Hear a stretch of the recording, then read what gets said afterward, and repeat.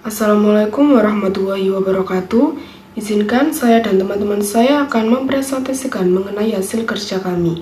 Jadi kami dari kelompok 2, mata kuliah Filsafat Pendidikan, program studi Administrasi Pendidikan, Fakultas Ilmu Administrasi, Universitas Brawijaya. Kami dari kelompok 2 sendiri beranggotakan Firdaus Akbar Ramadan, Yulita Catur Marfika, dan saya sendiri Nur Saida. Baik, untuk pemaparan penjelasan yang pertama akan dijelaskan oleh saudara Firdaus Akbar Ramadan.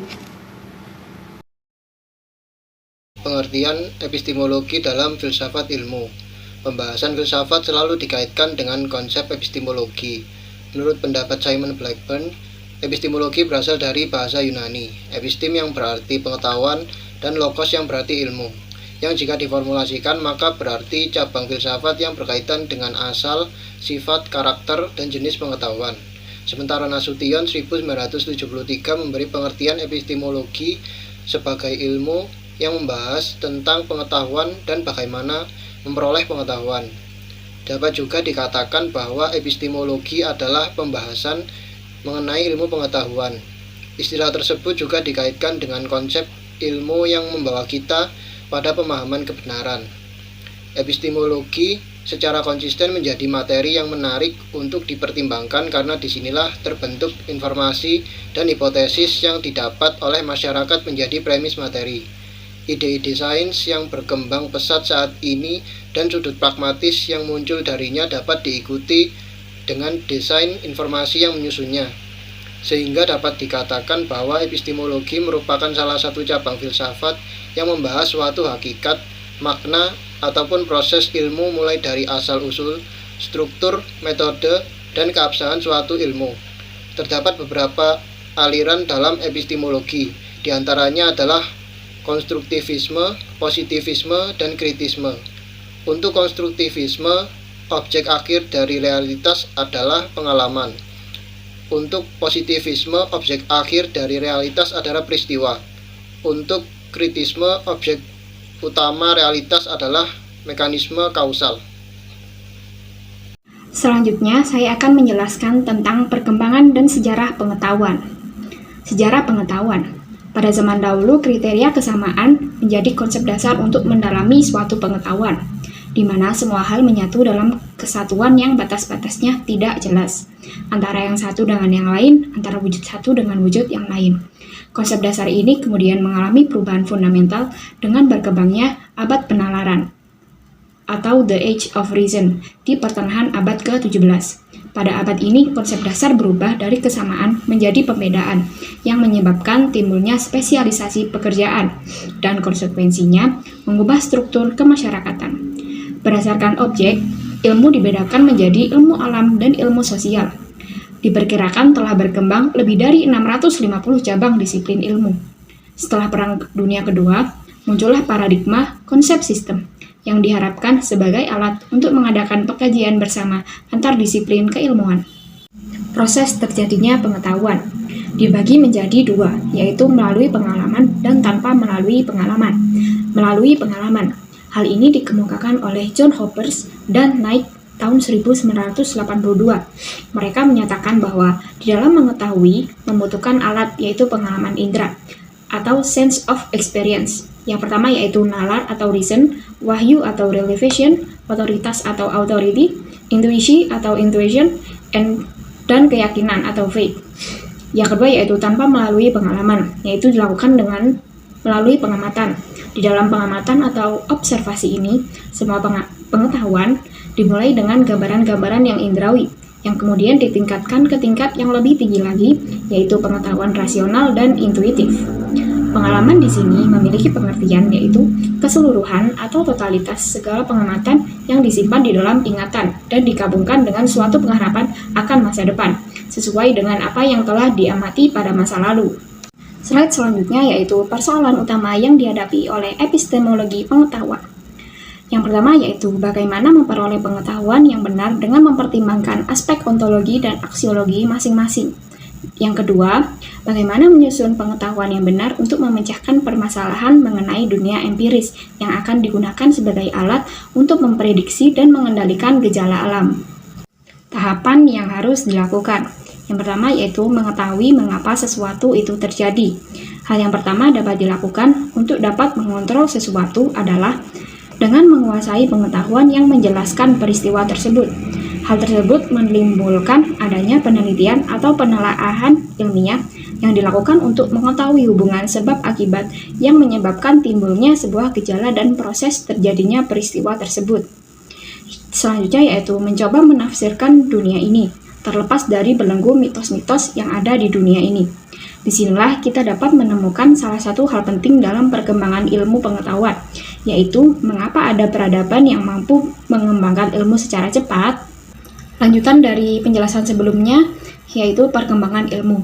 Dalam beberapa peradaban tertentu, ada peradaban yang menggunakan perkembangan seni terapan yang bersifat kuantitatif, dan ada peradaban lain yang perkembangannya bersifat kualitatif. Meskipun suatu peradaban memiliki kemampuan dalam seni terapan yang tinggi, namun tidak mampu mengembangkan diri di bidang keilmuan, karena pengembangan konsep teoritis yang bersifat mendasar yang digunakan sebagai tumpuan untuk pengembangan pengetahuan ilmiah yang bersifat integral. Perkembangan rasionalisme. Menurut Popper, tahap ini merupakan tahap yang sangat penting dalam sejarah berpikir manusia, yang mengarah pada ditinggalkannya tradisi yang dogmatik atau hanya satu doktrin, yang kemudian digantikan dengan doktrin yang bersifat majemuk, yang masing-masing mencoba untuk menemukan kebenaran secara analisis yang bersifat kritis.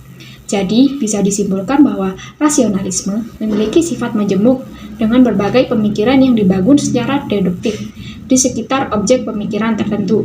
Ketika kita berpikir secara rasional, sangat sulit untuk kita memilih penjelasan mana yang rasional dan mana yang benar, karena semuanya dibangun atas argumentasi yang koheren. Kelemahan dalam berpikir rasional ini menyebabkan berkembangnya empirisme, yang menyatakan bahwa pengetahuan yang benar itu didapat dari kenyataan pengalaman. Kemudian, metode atau cara berpikir tersebut terus berkembang dan memunculkan pertanyaan bagaimana caranya agar dapat mengembangkan ilmu yang mempunyai penjelasan yang masuk akal dan juga mencerminkan kenyataan yang sebenarnya. Sehingga muncullah perkembangan metode eksperimen yang merupakan jembatan antara penjelasan teoritis yang hidup di alam rasional dengan pembuktian yang dilakukan secara empiris. Metode eksperimen ini dikembangkan oleh sarjana-sarjana muslim pada abad keemasan Islam, antara abad 11 dan 12 Masehi. Pengembangan metode eksperimen yang berasal dari timur ini memberikan dampak yang penting terhadap cara berpikir manusia. Dengan demikian, maka dapat diuji berbagai penjelasan teoritis, apakah sesuai dengan kenyataan atau tidak. Oleh karena itu, berkembanglah metode ilmiah yang menggabungkan cara berpikir deduktif dan induktif. Baik, saya akan melanjutkan penjelasan yang telah dijelaskan oleh teman-teman saya sebelumnya. Jadi di sini saya akan menjelaskan mengenai pengertian pengetahuan, pengertian metode ilmiah, dan struktur pengetahuan ilmiah. Yang pertama, tentang pengetahuan. Pengetahuan merupakan segenap apa yang kita ketahui tentang suatu objek tertentu. Dan di dalam pengetahuan yang termasuk ke dalamnya dapat dikatakan sebagai ilmu. Namun, jika ilmu selalu masuk ke dalam pengetahuan, lain halnya dengan pengetahuan. Pengetahuan tidak semuanya bisa dikatakan sebagai sebuah ilmu. Mengapa? Karena untuk dikatakan sebagai ilmu, pengetahuan itu harus teruji dulu. Nah, teruji itu dengan metode ilmiah. Dan yang kedua, pengetahuan tersebut juga harus rasional, yaitu melalui pemikiran yang logis. Sebelum melanjutkan ke metode ilmiah, saya akan menjelaskan terlebih dahulu tentang jenis pengetahuan. Di sini kami mengambil jenis pengetahuan menurut Profesor Dr. Rashidi dan menurut Ahyar Yusuf Lubis. Pertama, menurut Profesor Dr. Rashidi, namun dalam buku Ahyar Yusuf Lubis juga. Ia menyebutkan yang pertama, pengetahuan tentang benda, pengetahuan tentang pikiran orang lain, pengetahuan tentang pikiran kita sendiri, pengetahuan tentang nilai-nilai, bisa nilai etika maupun nilai estetika, dan yang terakhir yaitu pengetahuan tentang Tuhan. Sementara itu, Ahyar Yusuf Lubis dalam bukunya sendiri membagi jenis pengetahuan menjadi 4 jenis.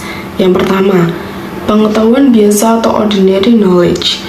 Pengetahuan biasa ini juga dapat dikatakan sebagai pengetahuan sehari-hari.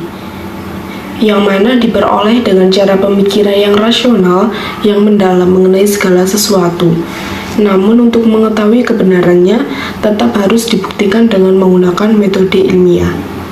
Yang kedua, yaitu pengetahuan ilmiah atau scientific knowledge, yaitu pengetahuan yang telah memiliki sistem, metode tertentu, atau pengetahuan yang telah memiliki ciri-ciri atau metode keilmuan. Nah, nanti kita akan bahas lebih lanjut lagi mengenai pengetahuan ilmiah ini sendiri. Sekarang kita lanjut ke pembagian jenis yang ketiga, yaitu pengetahuan filosofis atau philosophical knowledge. Philosophical knowledge ini sendiri merupakan pengetahuan yang berkaitan dengan hakikat, prinsip, asas dari seluruh realitas yang dipersoalkan selaku objek yang hendak diketahui.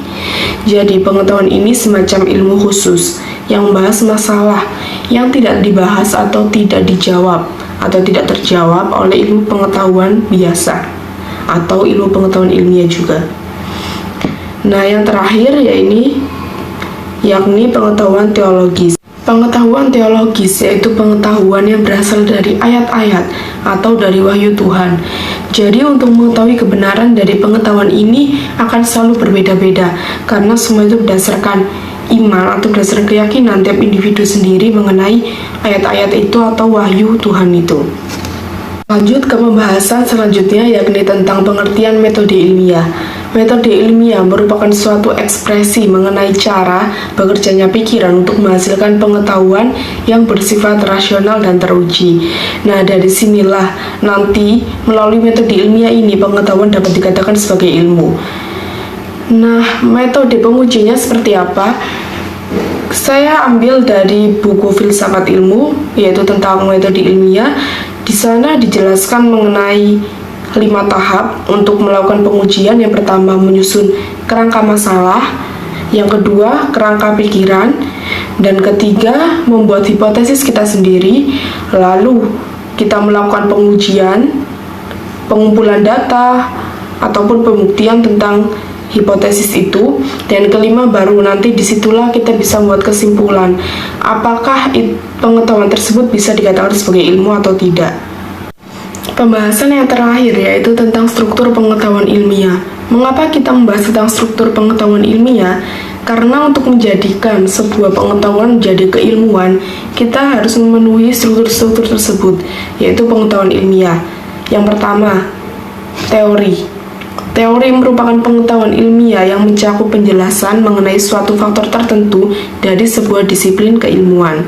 Yang kedua, hukum. Hukum tersebut menyatakan pernyataan yang berhubungan antara dua variabel atau lebih, dan variabel itu harus selalu berkaitan atau menunjukkan suatu kaitan sebab akibat. Yang ketiga, prinsip. Prinsip di sini dapat diartikan sebagai pernyataan yang berlaku secara umum bagi sekelompok gejala-gejala tertentu yang mampu menjelaskan kejadian yang terjadi, penyebab kejadian tersebut terjadi. Yang keempat, postulat. Postulat merupakan suatu asumsi dasar atau anggapan awal yang kebenarannya akan langsung kita terima tanpa perlu menuntut pembuktian akan kebenaran itu. Jadi, jika ada suatu pengetahuan yang sekiranya sudah mencakup 4 struktur tersebut, maka kemungkinan besarnya akan bisa dikatakan sebagai suatu pengetahuan ilmiah dan masuk ke dalam keilmuan.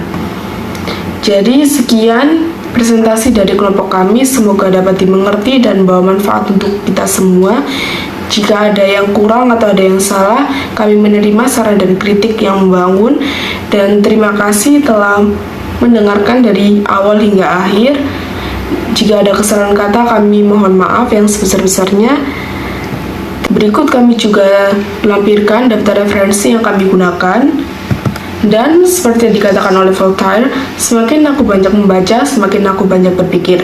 Semakin aku banyak belajar, semakin aku sadar bahwa aku tak mengetahui apapun. Sekian dari kelompok kami, terima kasih. Wassalamualaikum warahmatullahi wabarakatuh.